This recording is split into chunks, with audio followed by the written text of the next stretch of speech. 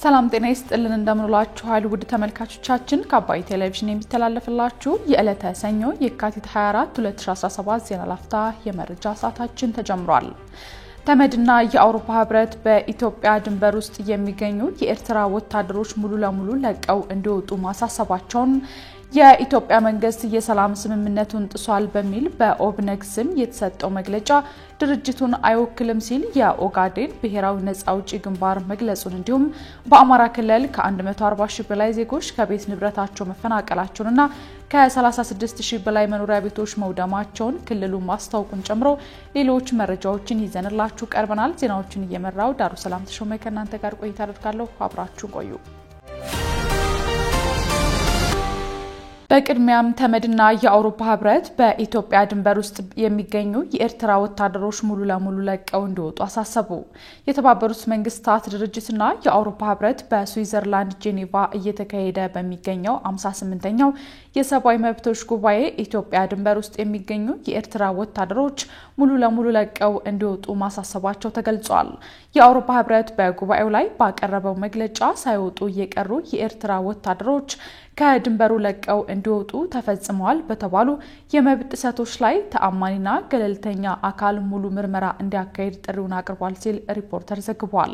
የአውሮፓ ህብረት በሰሜን ኢትዮጵያው ጦርነት ወቅት በሰብአዊ መብትና በዓለም አቀፍ ሰብአዊ አገልግሎቶች ላይ ተፈጽመዋል ባላቸው ጥሰቶች ሰለባ የሆኑ ኢትዮጵያውያንና ጥገኝነትን ፍለጋ ወደ ኢትዮጵያ የሸሹ ኤርትራውያን ፍትህ ማግኘት አለባቸው ሲል ማሳሰቡንም ዘገባው አክሏል።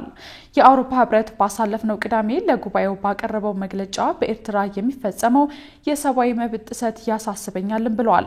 በመድረኩ ላይ የተመድ የሰብአዊ መብቶች ከፍተኛ ኮሚሽነር ባቀረበው መግለጫ የኤርትራ ወታደሮች የሰሜን ኢትዮጵያ ጦርነት የቆመበትን የፕሪቶሪያ ስምምነት እየጣሱ መሆናቸውን ጠቅሶ ከአካባቢው እንዲወጡ ሲል አሳስቧል።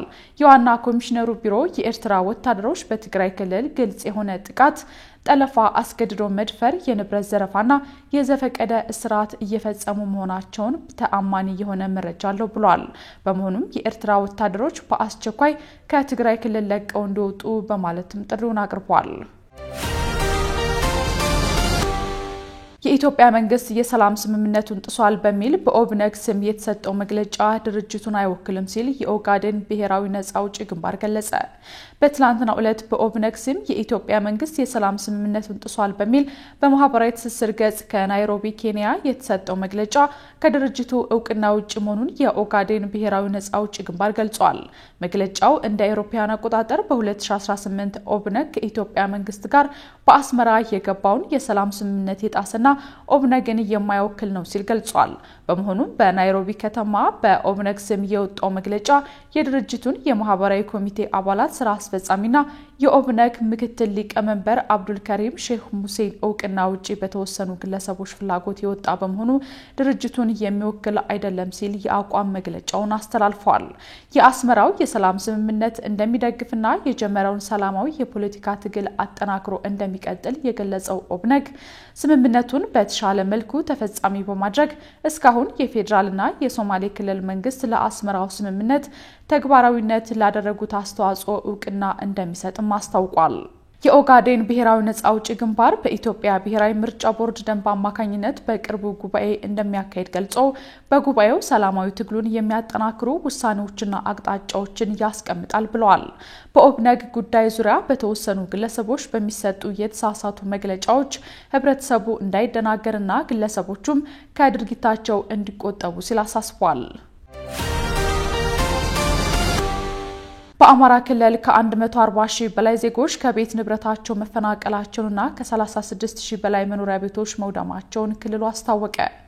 በአማራ ክልል በተፈጥሮና ሰው ሰራሽ አደጋዎች ለደረሰው ጉዳት የሰብአዊ ድጋፍ ለማድረግና ምላሽ ለመስጠት ክልሉ 102 ቢሊዮን ብር እንደሚያስፈልገው የክልሉ የአደጋ ስጋት መከላከልና ምግብ ዋስትና ኮሚሽን መግለጹን መዘገባችን ይታወሳል።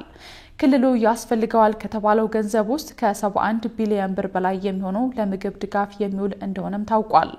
በአማራ ክልል ከ140 ሺህ በላይ ዜጎች ከቤት ንብረታቸው መፈናቀላቸውንና ከ36 ሺህ በላይ መኖሪያ ቤቶች መውደማቸውን በኮሚሽኑ የቅድመ ማስጠንቀቂያና ምላሽ ዳይሬክተር የሆኑት አቶ ብርሃኑ ዘውዱ ገልጸዋል። ዋዜማ እንደዘገበችው በክልሉ ባለው ሁኔታ ከ170 ሺህ በላይ የክልሉ ነዋሪ ተፈናቅሎ እንደነበር አቶ ብርሃኑ አስረድተው ከነዚህ ተፈናቃዮች ውስጥ የተወሰኑት ወደ ቀያቸው በመመለሳቸው አሁን ላይ ያለው ተፈናቃይ ቁጥር 140 ሺህ እንደሚጠጋ ገልጸዋል። ሆኖም በምዝገባ ያልተካተቱ ተፈናቃዮች ስለሚኖሩ የተፈናቃይ ቁጥሩ ከተጠቀሰው በላይ ሊሆን እንደሚችል አብራርተዋል። ያልተመዘገቡና ከገጠር አካባቢዎች ለቀው ከተማ እየኖሩ ያሉ ብዙ ተፈናቃዮች አሉ። ልትመዘግባቸው በማትችላቸው ሁኔታ ውስጥ ያሉ ተፈናቃዮች ብዙ አሉ። 140 ሺህ ሲባል ትንሽ ሊመስል ይችላል፣ ግን ብዙ የተፈናቀሉ አሉ። ክልሉን ለቀው አዲስ አበባ የመጡ አሉ በማለት አቶ ብርሃኑም ገልጸዋል። ከተፈናቃዮቹ ውስጥ ቤትና ንብረታቸው የተቃጠለባቸው እንዳሉ የቅድመ ማስጠንቀቂያና ምላሽ ዳይሬክተሩ አስረድተዋል ሲልም ዘገባው አክሏል። በክልሉ ለደረሰው ጉዳት ያስፈልጋል የተባለው 102 ቢሊዮን ብር ከተባበሩት መንግስታት የህፃናት መርጃ ድርጅት ዩኒሴፍ እና ከሌሎች ዓለም አቀፍ ድጋፍ ሰጪ ተቋማት ጋር በጋራ እየተጠና መሆኑንም አቶ ብርሃኑ አክለዋል። የአሜሪካ የውጭ ጉዳይ ሚኒስትር ለእስራኤል የ4 ቢሊዮን ወታደራዊ እርዳታ በአስቸኳይ እንዲደርስ ማዘዛቸው ተገለጸ። የአሜሪካ ውጭ ጉዳይ ሚኒስትር ማርኮ ሩቢዮ ለእስራኤል የ4 ቢሊዮን ዋጋ ያለው ወታደራዊ እርዳታ በፍጥነት እንዲደርሳት በሚያስችል ትግስት ላይ መፈረማቸው ተገልጿል። ከዚህ ቀደምም አሜሪካ ለእስራኤል 12 ቢሊዮን ዶላር የሚጠጋ ድጋፍ ማድረጓን የገለጹት ሩቢዮ አሜሪካ ለእስራኤል ደህንነት የገባችውን ቁርጠኝነት ለማረጋገጥ ሁሉንም አማራጮች ትጠቀማለች ብለዋል። ማርክ ሩቢዮ አክለውም ወታደራዊ እርዳታው ከሐማስ ጋር አስተማማኝ ያልሆነ ተኩስ አቁም ውስጥ ላለችው ለመካከለኛው ምስራቋ አጋር በፍጥነት እንዲደርስ የአስቸኳይ ጊዜ ስልጣናቸውን መጠቀማቸውን ገልጸዋል። ፔንታጎን ባለፈው አርብ ዕለት የውጭ ጉዳይ ሚኒስቴር ለእስራኤል 3 ቢሊዮን ዋጋ ያላቸው ቦምቦች ማፍረሻ ኪቶችና ሌሎች መሳሪያዎችን ሽያጭ ማጽደቋን አስታውቋል። ባሳለፍነው ሰኞ ዕለት የትራምፕ አስተዳደር እስራኤልን ጨምሮ የአሜሪካ አጋሮች የአሜሪካ መሳሪያን በመጠቀም ዓለም አቀፍ ሕግ እንዳይጥሱ የሚከለክለውን በባይደን ዘመን የነበረውን ሕግ መሰረዛቸውም ተገልጿል። ባለፈው ጥር ወር መጨረሻ የተፈረመው የእስራኤል ሐማስ ተኩስ አቁም ስምምነት ለ15 ወራት የዘለቀውን ጦርነት እንዲቆም 33 ታጋቾች እንዲለቀቁና 2000 ገደማ ፍልስጤማውያን እስረኞች እንዲለቀቁ አስችሏል። የመጀመሪያ ዙር ተኩስ አቁም ሊጠናቀቅ ሰዓታት ሲቀሩት እስራኤል አሜሪካ ያቀረበችውን ጊዜያዊ የረመዳን ጾም ተኩስ አቁም መቀበሏን አስታውቃለች። ይህ በእንዲህ እንዳለ በጦርነት በወደመችው ጋዛ ማንኛውም ሰብአዊ እርዳታ እንዳይገባ እስራኤል እገዳ መጣሏን የተባበሩት መንግስታት ድርጅት አውግዟል። ይህ የእስራኤል እርምጃ ከተመድ በተጨማሪ ከአረብ ሀገራትና ከሰብአዊ ረድኤት ድርጅቶች በኩል ተቃውሞ ገጥሞታል። እንግሊዝ የዩክሬንን ጦርነት ለማስቆምና ሩሲያን ለመዋጋት ዝግጁ መሆኗን ገለጸች።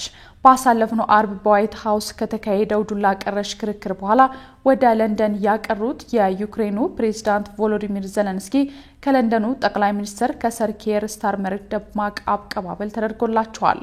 በሞቀ ፈገግታ የተቀበሏቸው ጠቅላይ ሚኒስትር ሰር ኪየር ስታርመር ለቮሎዲሚር ዜሌንስኪ ዩናይትድ ኪንግደምን ለእርስዎ ሙሉ ድጋፍ ትሰጣለች ያሏቸው ሲሆን ዜሌንስኪ በምላሹ እንደ ዩኬ ያለው ወዳጅ በማግኘታቸው ደስተኛ መሆናቸውን ገልጸዋል። በቆይታቸው በሁለቱ ሀገራት መካከል ፍሬያማ ውይይቶች የተደረጉ ሲሆን ከውይይቱ በኋላም ዜሌንስኪና ሰር ኪየር እንዳይንቀሳቀሱ ከተደረጉ የሩሲያ ንብረቶች ትርፍ ላይ ይከፈላል የተባለና ለዩክሬን ወታደራዊ አቅርቦቶች የሚውል 2.2 ቢሊዮን ፓውንድ ብድር ተፈራርመዋል። በተመሳሳይ ከትላንቱ የአውሮፓ መሪዎች ጉባኤ በኋላ የዩክሬን ጠቅላይ ሚኒስትር ስታርመር ለጋዜጠኞች በሰጡት መግለጫ ለዩክሬን የሰላም ዋስትና ለመስጠት የዩክሬንን ጦርነት ለማስቆምና ሀገሪቷን ከሩሲያ ጥቃት ለመከላከል የሚያግዝ የፈቃደኞች ጥምረት መመስረቱን አስታውቀዋል። በዋሽንግተን ከፍተኛ ዘለፋን ያስተናገዱት ዜሌንስኪ በበኩላቸው ዩክሬን ጠንካራ ድጋፍ እንዳላት ተሰምቷታል። የአውሮፓ መሪዎች ጉባኤም ለረጅም ጊዜ ታይቶ በማይታወቅ ሁኔታ የአውሮፓ አንድነትን አሳይቷል ሲሉ ተናግረዋል።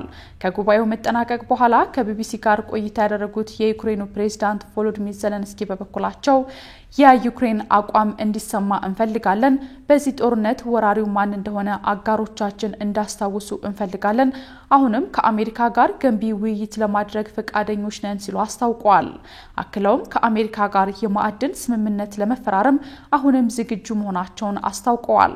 የባለፈውን ያልተሳካ የዋይት ሃውስ ቆይታን በተመለከተም ዘለንስኪ በሰጡት ምላሽ በግል መካሄድ የሚገባቸውን ውይይት የአደባባይ ሙግት ለማድረግ መምረጣቸው ትክክል አልነበረም ሲሉም የአሜሪካውን ባለስልጣን ተችተዋል። ከአባይ ቴሌቪዥን ስተላለፈላችሁ የነበረው የዛሬው የካቲት 24 2017 የቀኑ የመረጃ ሰዓታችን ይህን ይመስል ነበር። አብራችሁን ስለነበራችሁ ከልብ ያመሰግነን። በያላችሁበት መልካም ጊዜ ይሁንላችሁ።